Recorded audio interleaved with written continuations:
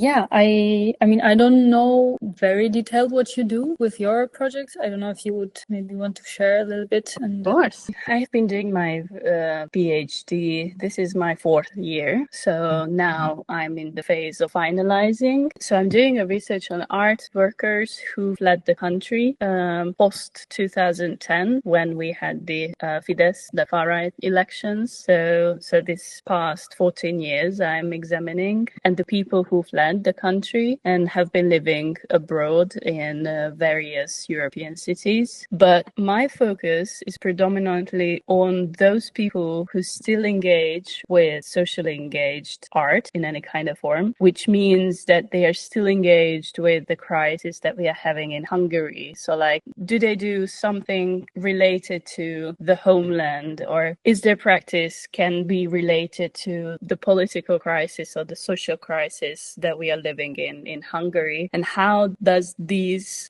works basically influence or like change, if they change the dynamics of the artistic scene of Hungary? What I'm interested in, or like my hypothesis, is when a person moves in general, a person moves abroad, is basically, it's not only a crisis or like a catastrophic event in someone's life, but it can be also viewed as a state when your mind is a bit more getting a bit more complex because of this limbo that you're a citizen away from home and you're not a citizen of the new environment that you are living in. This duality gives you I don't know, a more nuanced perspective on the crisis of the homeland, and it has been researched and it has been written about. So this thread of research is basically tries to prove that regardless of their moving away from home, these people can still influence the artistic world of the homeland of Hungary, for better or for worse. In Hungary, people are not very engaged with the topic in a conscious way. So like, I don't know in Poland, but I've met so many Polish people in London. So you guys have so many people moving abroad, and it's not a crisis. I mean, I have been to London as well, and it's something to encourage in someone. But it's the fact that the homeland doesn't really recognize that they have a crisis, so people are moving away for a better living and a better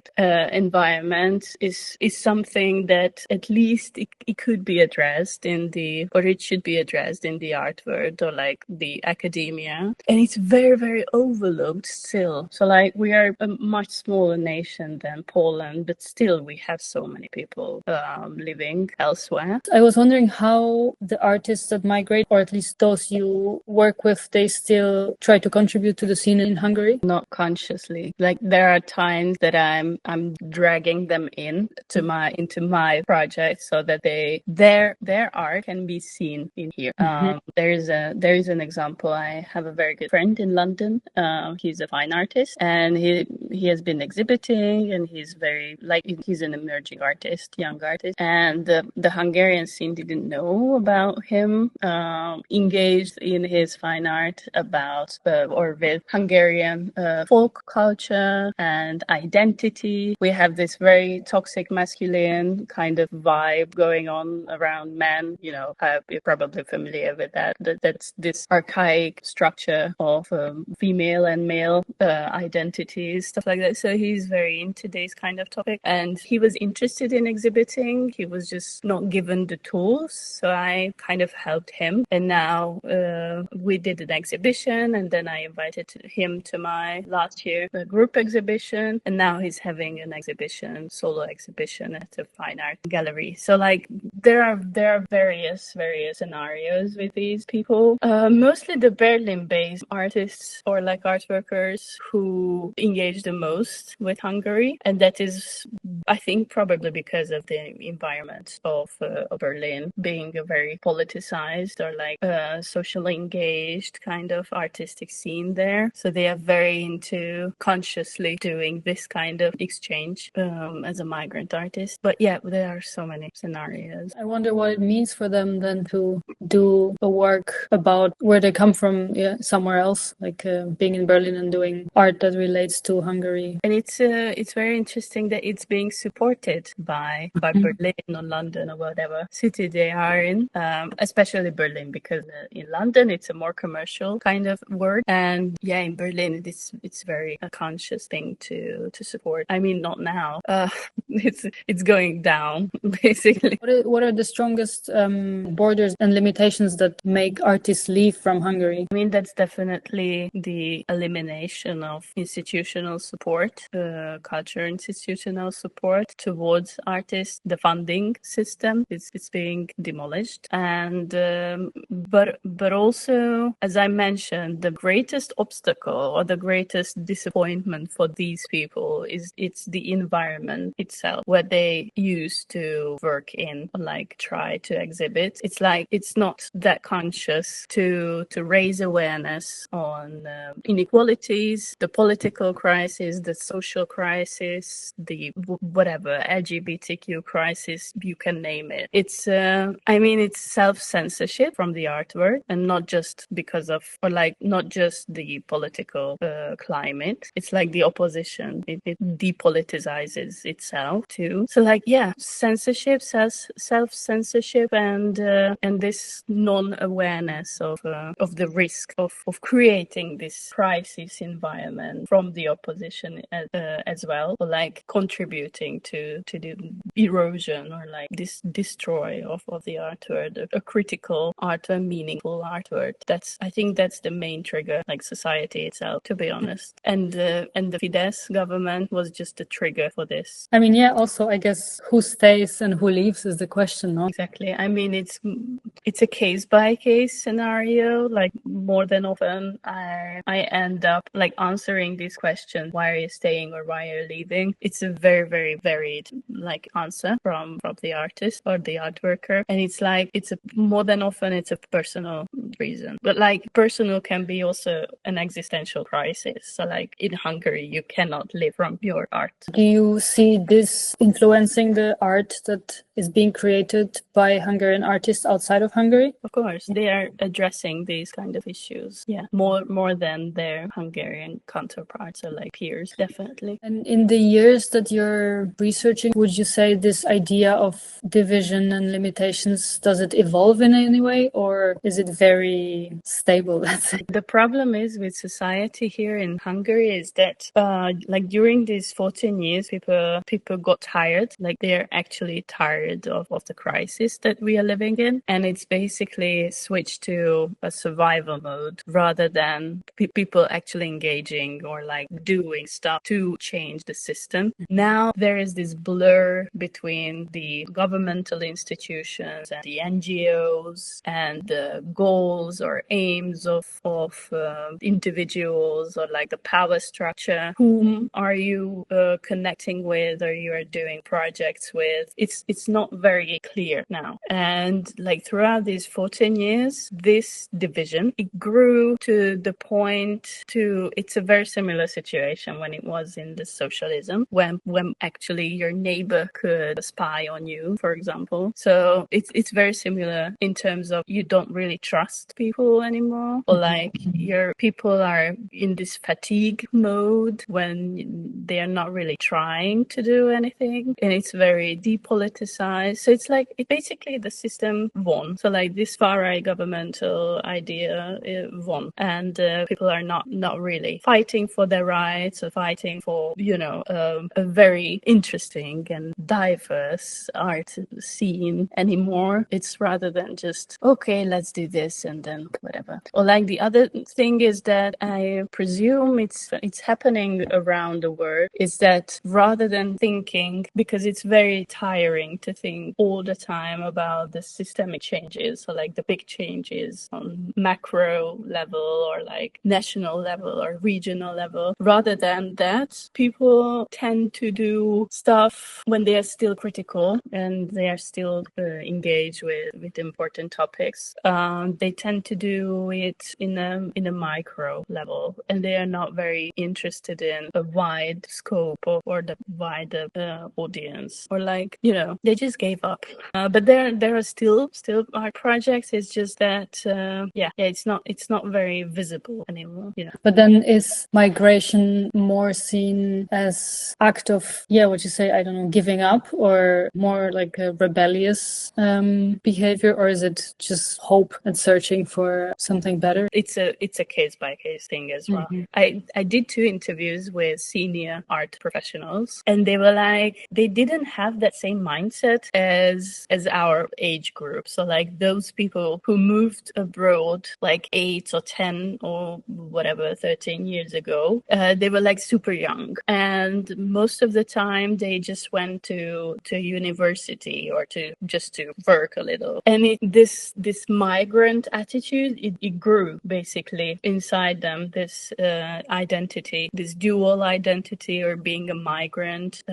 It just grew out from nowhere basically. But then those senior people, they were like, yeah, I had my career in Hungary, and then I got a bit fed up with the regime change sort of thing in 2010, so they decided to move abroad. But then the thing is that in those cases, these people were like, they were more than okay with being abroad because they were already established, and they don't consciously think about engaging with the Hungarian art scene because they obviously have those connections, these professional connections and projects and whatever going on. Yeah, so like instead of, I don't know, appreciating or thinking consciously on their own migrant identities, they're like, yeah, I'm abroad, of course I'm abroad, blah blah blah, rather than our age group is more than, well, I moved abroad for my university or my spouse or whatever, but then I don't want to go back to Hungary. I'm like, I'm doing this because now I can do it, and now I can show my art as it is, as a political agenda, or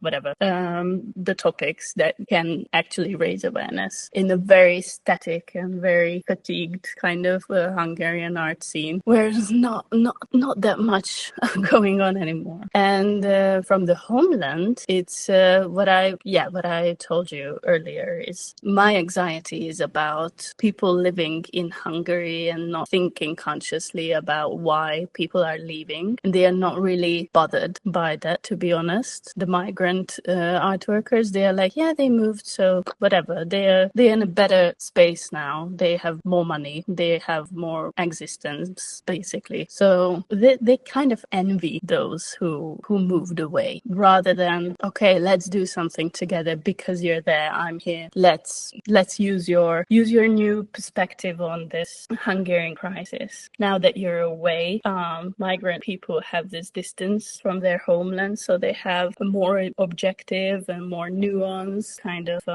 knowledge on the crisis of their homelands. It's not very present, and it's not very conscious from the Hungarians living here. And do you think the works that are being created by Hungarian people outside of the country can or do influence somehow the situation in Hungary in terms of art? Or I mean, I'm the researcher, so I'm like, I don't know, I will see. But then on a pessimistic side, no, they don't. That's the thing.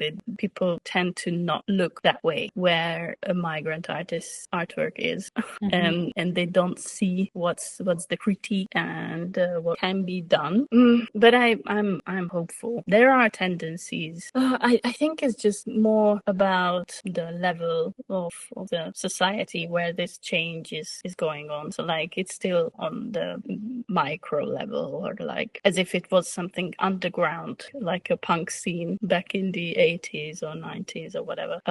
Now it's like that, being critical. There are similar tendencies. What migrant artists critique and want to see a change in the Hungarian artwork, and those tendencies can be somewhere maybe potentially detected in the homeland, in professions or projects or whatever. I just don't see the conversation between the two. So like again, this consciousness, which is I think it's very vital, because there are literally so many people living abroad, and there are probably you have seen yourself so far that there are so many academic, artistic engagements throughout Europe, throughout Americas, engaged with migration. Like it's a thing. It's not something I made up.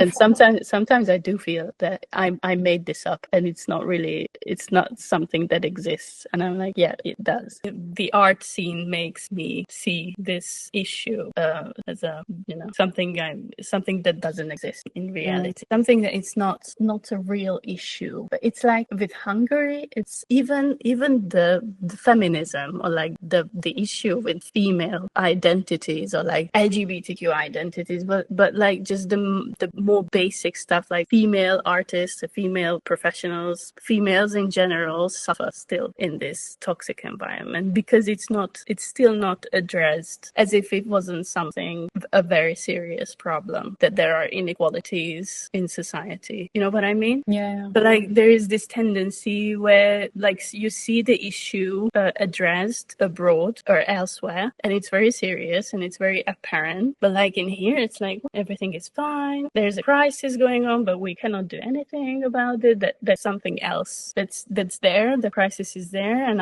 I'm here. I don't know. What would need to happen? I mean, is it about breaking these borders, these walls, or is it somehow finding, bridges over, just to like leave it as it is and find connections above this situation, let's say? Yeah, I know what you mean. So like there's this tendency among Hungarians, like doing something parallel, and I don't really believe that's a situation what you can sustain on the long run. I really do believe in breaking, but like demolishing those walls rather than finding a way, No. But that's a fundamental change, and not just the far-right government, but like the very identity of a Hungarian person. So like we envy each other, we don't support, we don't believe, we push down. It's so toxic, and this should be addressed first of all. Yeah, I was wondering if there is actually something, like throughout the last years that you're researching, is there any walls that are being downbuilt actually? Are there any channels that people find, or is there anything that gets easier? I mean, there is a tendency, but like for example myself, there is a tendency to connect with for example European individuals, art individuals, or like small institutions and artist-run spaces. So like these small connections are happening. This mobility between Europe is more apparent, or like Hungarians do it more often, but still it's a very isolated artistic scene. But this kind of thing, like the mobility, is getting easier. For example, is being seen more as an option. So like these kind of regional connections, which is very important, European connections where you can actually do something meaningful, these are happening more. But then people are getting isolated within their own minds, within their own crisis, and it's obviously not just the art world, but it affects the art world as well. So like instead of doing something together, or like engaging with one another, supporting one another, at least in the fine art scene, it's rather this survival mode and doing the bare minimum. It's crazy because I feel like art can be such a support in crisis and such a helping force to just keep on going, and then to kill it as a first thing. Exactly. And it's like, I don't know if it's to be blamed on society at large, whether they don't have, I don't know, they are not very educated enough to see, or like this uneducated kind of attitude reflects on the art, and like the actors of the art world don't see the effect, what they can do towards society at large. And it's, this division between the high society and the society at large. It's like, the deconstruction of basically our culture and our identity is going strong. I see. I'm sorry. Cool. Well, thank you for your time. Thank you for some information.